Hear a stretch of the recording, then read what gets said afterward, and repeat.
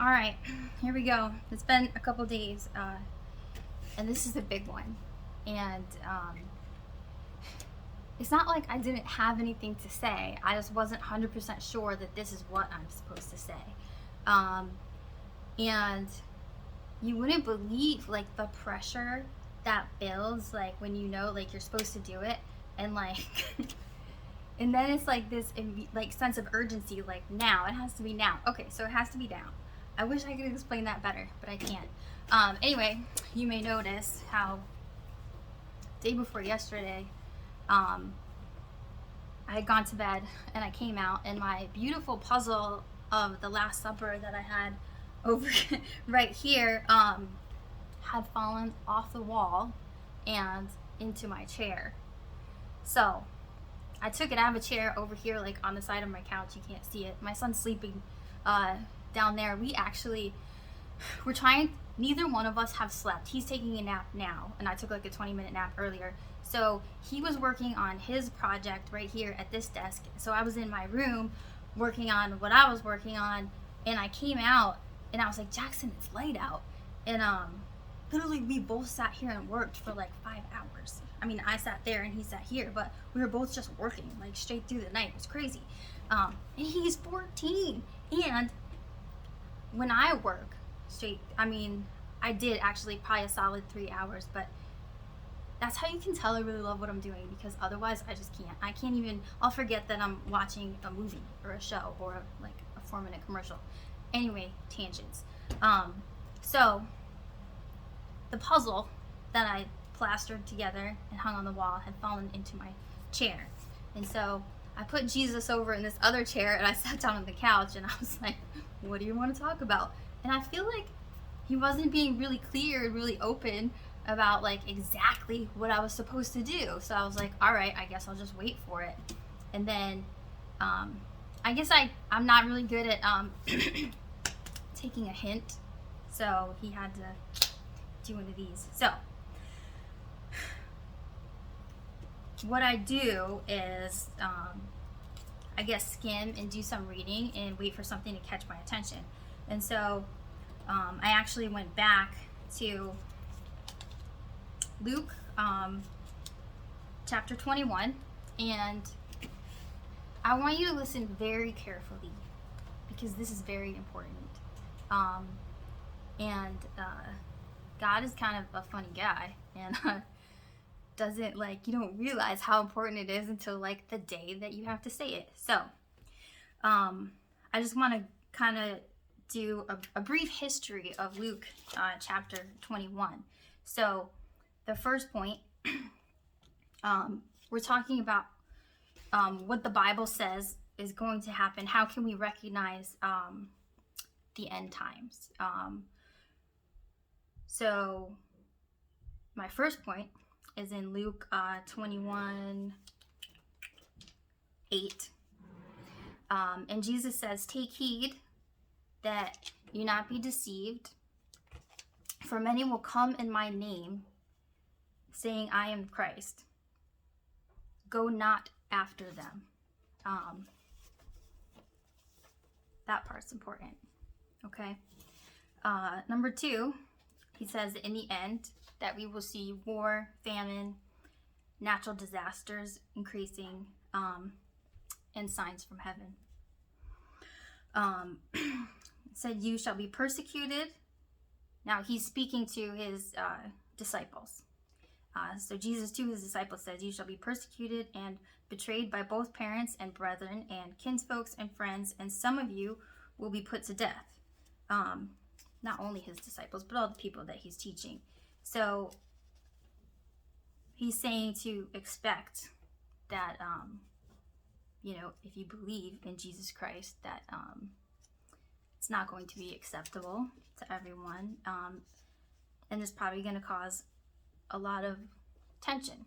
And I know even, not that I've had any really vocal, I haven't had any backlash. Maybe I've had disinterest from some, because I don't know that all of my family or friends really understand what I'm doing. And that's fine, like I know that this is what I'm here to do. So the fourth point I want to make, and he also said, yes, and it's a little overwhelming. Okay, so Luke chapter 21, verse 20 says, "And when you shall see Jerusalem compassed with armies, then know that desolation thereof is nigh." So that's a sign that the desolation, is coming closer. Verse 25 says, "And there shall be signs in the sun, and in the moon, and in the stars."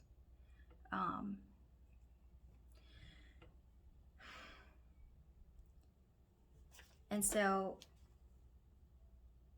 verse 27 says, "And then shall they see the Son of Man coming in a cloud with power and great glory." So I think the order of these things is important.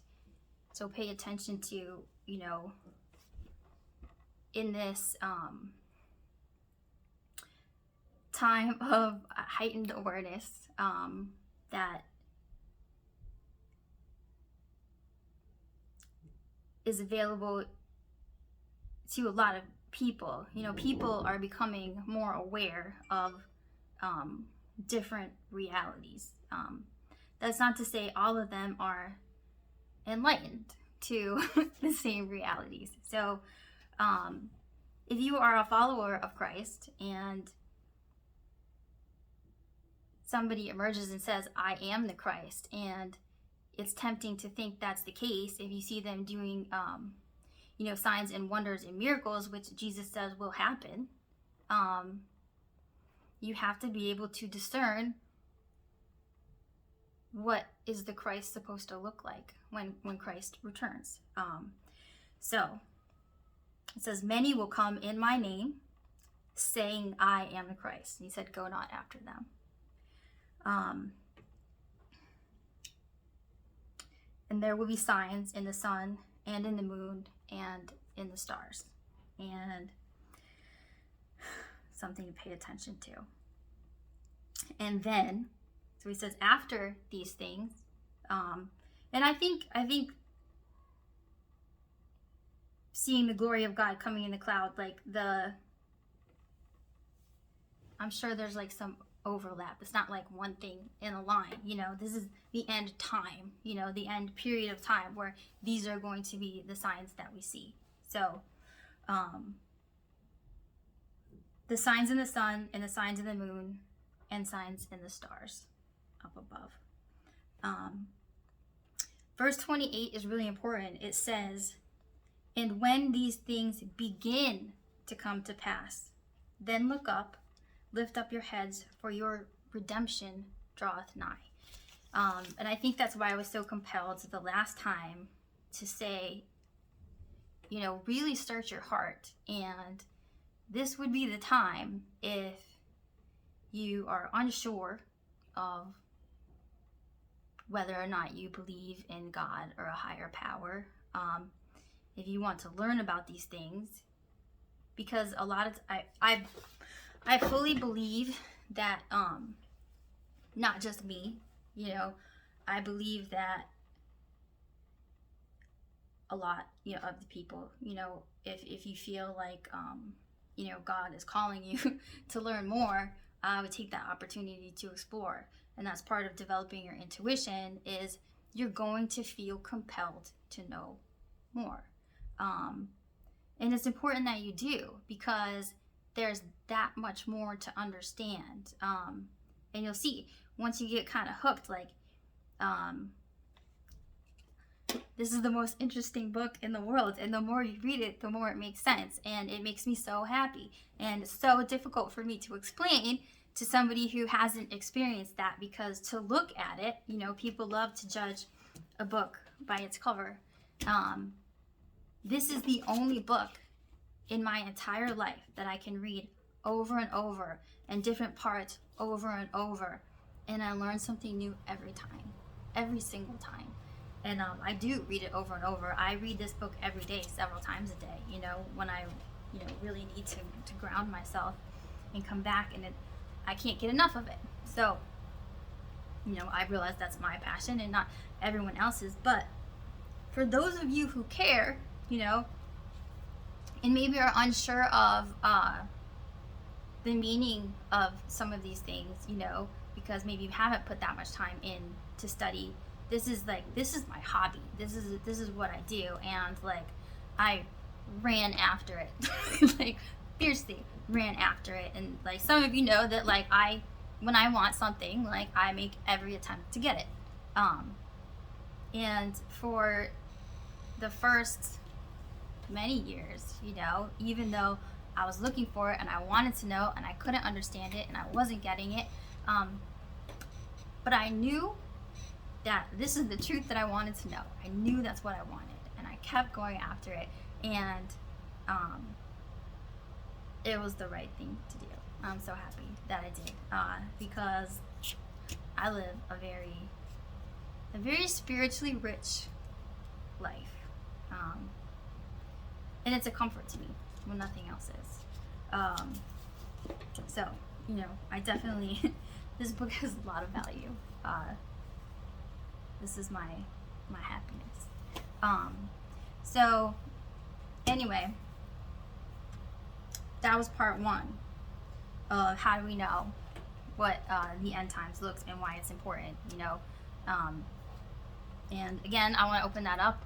If there's anything that you want to discuss, or if you are of a different religious background or have different ideas, I would love to discuss these things with you. I know I'm still trying to figure this out, how to work. I guess in the descriptions I can start putting my contact information, and I did make a private Facebook group. I've just didn't really know how to do this, but if you don't start doing something, like, it never happens. So we learn as we go. So I will try to be better at that. And I still have no idea what that book was that I was reading. Some Catholic resource, I believe, but she didn't tell me where she got it, the lady that left me that information. So anyway, in verse 31 it says, "So likewise, when you see these things come to pass, you know that the kingdom of God is nigh at hand." So that's important, and as you begin to study, you know, you kind of have a better understanding of what that means, that the kingdom of God is coming closer. And he says in chapter 32, "Verily I say," verse 32, "I say unto you, this generation shall not pass away till all be fulfilled."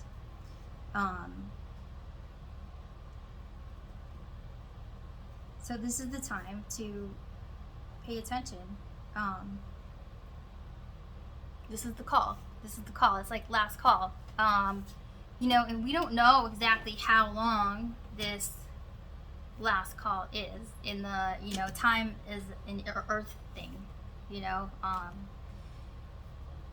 So we don't know to the day, you know, like you said, only the Father knows.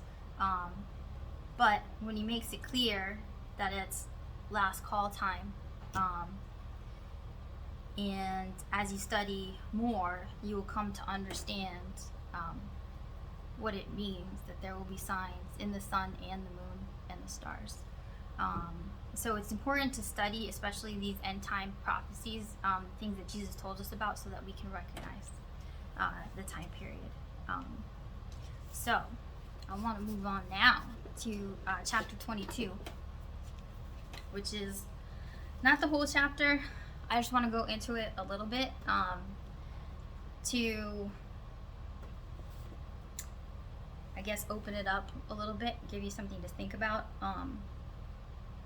So the Feast of Unleavened Bread drew nigh, which is called the Passover. I guess I should have done some research. We'll talk about the Passover next time. But basically, it's you didn't die if there was blood on your door. If your door was marked, you weren't gonna die. That's the simplest version. So you got passed over, and everyone else died. That's another story. So the Feast of Unleavened Bread drew nigh, which is called the Passover, and the chief priests and scribes sought how they might kill Jesus, or they feared the people, because the people loved Jesus, but these guys that had all the power wanted to kill Jesus because nobody likes back talk. At least they thought it was. Maybe they weren't listening. Then entered Satan into Judas, being of the number of the 12. So, we know that Satan here is a spirit, and turned Judas to the dark side. And so, Judas went his way, communed with the chief priests and captains, how he might betray his master Jesus unto them, his friend, his teacher. And they were glad and covenanted to give him money. And he promised and sought opportunity to betray him unto them in the absence of the multitude. So, he was sneaky about it. Then came the day of unleavened bread, when the Passover must be killed. So, Passover being the sacrifice.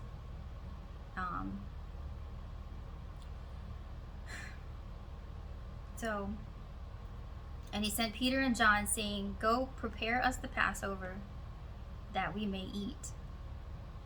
And they said unto him, Where wilt thou that we prepare? And he said unto them, Behold, when ye are entered into the city, there shall a man meet you, bearing a pitcher of water. Follow him into the house where he entereth in. And ye shall say unto the goodman of the house, The master saith unto thee, Where is the guest chamber, where I shall eat the Passover with my disciples? And he shall show you a large upper room furnished. There make ready. So, I realized, and every day before today that I have read this, I have understood that it's time for the Passover, and they're going to eat the Last Supper, right? And so, he sends Peter and John into the city, and they see a man carrying a pitcher of water, and they're going to eat at his house. Today, when I read this scripture, I read something a little more interesting. So, when we talk about the Feast of Unleavened Bread, when you think of Jesus as the bread of life and the nourishment from heaven, and when you add leavening to the bread, it kind of puffs it up and fills it with fluff. So, and he says to beware of the leaven, from teachers and authority in this time, the Pharisees and the chief priests. So, the unleavened bread is the truth without any fluff. And the truth without any fluff is this.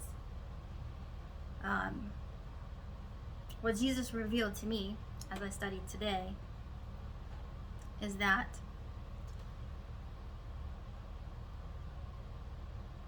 he told his disciples to go and find, when they enter into the city, to find a man carrying a pitcher of water. And so what water represents is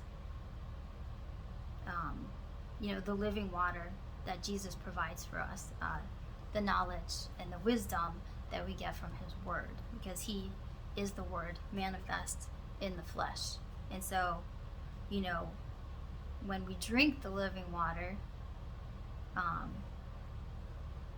he says we'll never thirst again. And at the Passover, this is the Last Supper, the end of the time before Jesus is going to be crucified. So, here they are talking about the feast of the Passover and the sacrifice, the meat that they will eat. But it's also saying this is the Last Supper, where Jesus distributes in the end time, his knowledge and wisdom to his disciples. And so, and they digest it and understand it, and, you know, drink of his blood and embody the meaning of his sacrifice. And that's why the Last Supper is such an important story, because this is explaining to us how, you know, this is what he did for his disciples at the end, before he knew, you know, that he was going to have to die. So again, the placement of this chapter is very important. We're talking about how do we recognize the end time, what happens in the end time. So I'm sure, I'm 100% sure, because there's a whole, you know, community of people that are understanding more and getting a lot more messages. And I, you know, yes, I did have this ability for a long time, which I shut completely down for a long time because I didn't understand how to use it safely. I didn't understand what it was. So I kind of have to relearn everything, and it happens really fast. But it's not just me. It's so many people. You know, go to your church and talk to the ministers. And, you know, there's a whole community of people that are understanding so much more day by day. And it's strange. So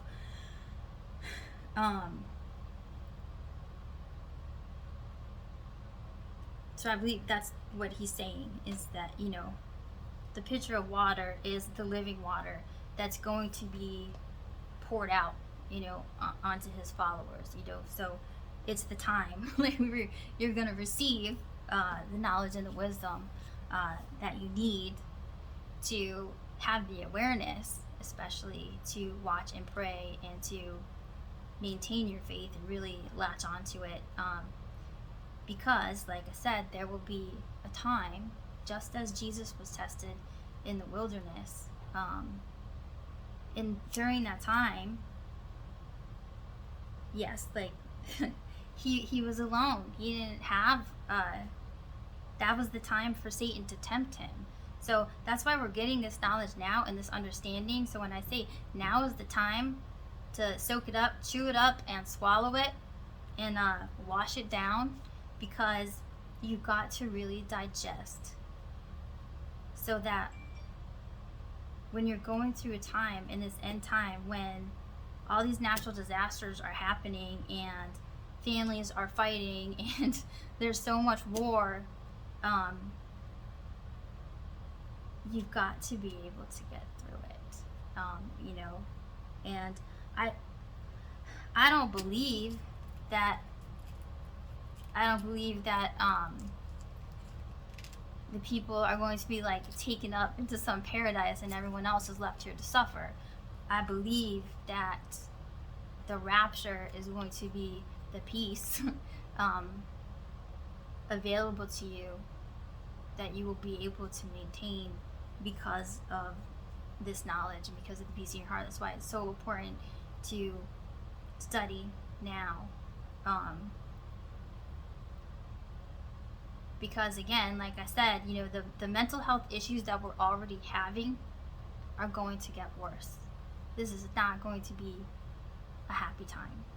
You know, I know how I get when, like, I really need a sandwich and the whole world just ends, and then, like, I eat half a sandwich and I'm fine. Like, what are we gonna do when there's a famine for, like, there might not be a sandwich for days? I'm not saying that's gonna happen tomorrow, you know, but I'm pretty sure the last time I said God's not gonna rain fire on you today, and then, like, 2 days later all of, like, Europe is burning.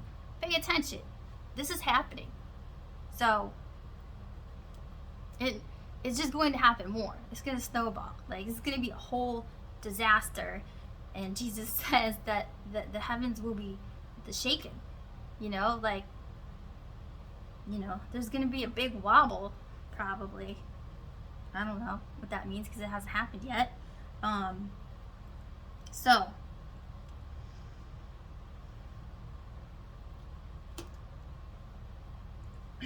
verse 11 says, "And ye shall say unto the goodman of the house, the master saith unto me, where is the guest chamber where I shall eat the Passover with my disciples? And he shall show you a large upper room furnished. There make ready." So, the large upper room is right here, okay? This is where your heart is. This is where we digest things. So, he's saying to take this opportunity when he dumps a pitcher of knowledge and, chucks bread everywhere, like you're just a bunch of ducks that are like hungry. Eat the bread so that you won't be like a wobbly duck, so that you can be satisfied when there's no more bread and there's no more water, and like your house is on fire and your neighbor's house is on fire, and like you gotta sleep in the chicken coop. I don't know what's gonna happen. I don't want to sleep in a chicken coop, but if I have a good attitude already, that's probably gonna be easier. I think that's what he's saying. So, this is the guest chamber. This is where you let the word in and you let it make itself at home. And you think on it and you get to be friends with it. And that's the knowledge and the wisdom that will get you through the hard times. And that's enough for today. So again, that's the message that I got today, that I had an urgency to spread. I think that it will begin to make sense more and more. So please like and share. Put your notifications up and subscribe. I will start to do live videos. I will figure out what to put in the description so that there can be more community. I may need some help with that. I have a wonderful friend who is going to help me make the scenery nicer. I could brush my hair, but why do that if I can make the lighting better? Anyway, I'm very serious. I love you so much. I want so much for this to be as exciting for you as it is for me. And I know that will take some time, and that's not going to be for everyone. But if you are intrigued, if you like this, this is what I'm going to be doing, I guess, for a while. And it is actually a lot of work that I really enjoy. So, I'm not sure what else I could ask for. I'm very happy to be doing this. So, good night, sun. Good night, moon. Good night, stars. Please like, share, subscribe, share this message. Now is the time. My name is Amanda. You can call me Hey. You can call me Mandy.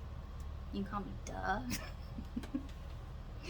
I hope you share. This is it. Send the message. Good night.